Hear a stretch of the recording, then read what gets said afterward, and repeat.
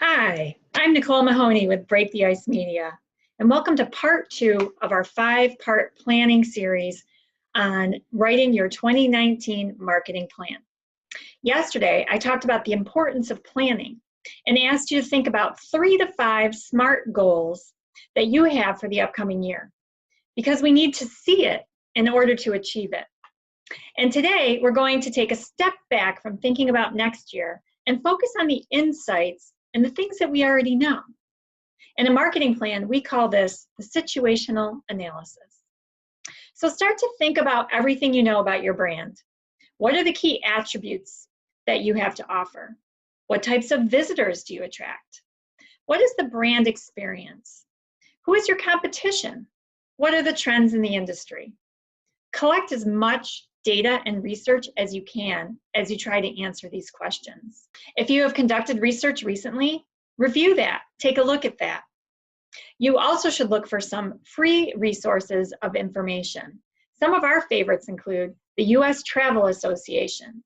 They have all types of information on market trends and data on what is happening in the industry and what the forecasts are for the upcoming year. We also like destination analysts. They're located in California. They're a research firm. I actually had Aaron, their president, on my podcast recently.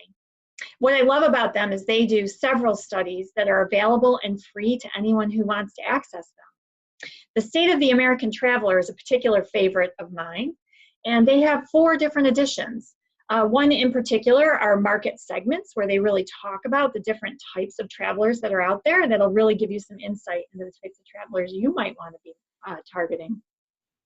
They also have a technology edition, a mobile edition, an edition specifically for destination marketers. So I encourage you to look at all of that information.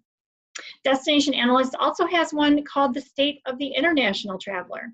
So if you're trying to attract an international segment or a target audience from an international market, I recommend you take a look at that too.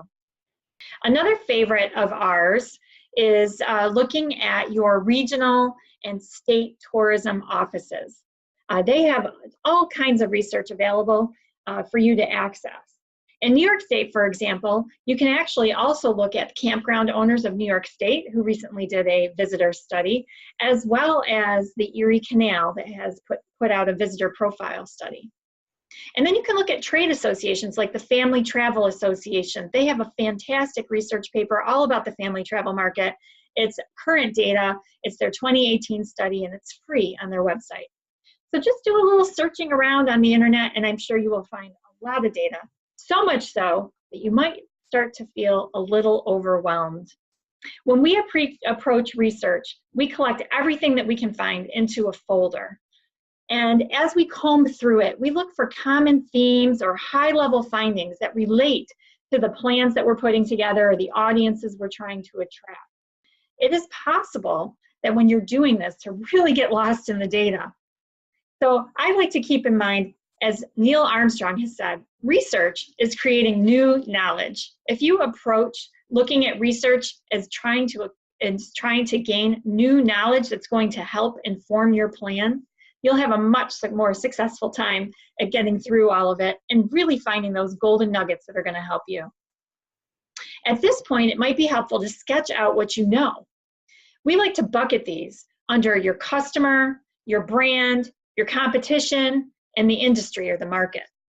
So just kind of draw on a piece of paper or use a whiteboard or use a flip chart if you like to do that. Or it could simply be on a Word doc if you're that type that just likes to type the words and you're not as visual. But what you want to do is put those things that you're finding in that research, whether it's your own research or one of these resources that I just talked about, put them into those buckets. Again, it's under customer, your brand, the competition, or the industry. And then as you're doing that, look for common themes and common threads on where those things come together. Where does your brand really stand out compared to your competition? Are there certain things that the customer is telling you or that the market is telling you that your brand can actually answer and your competition can't? That is the gold, and that is what you're looking for, those strategic insights that are going to help inform your plan. So as you work on writing your situational analysis, try to answer this question. What is the one truth that can elevate my brand? What makes our brand relevant and differentiating? I'll be back tomorrow to help you focus on your audiences. We'll see you then.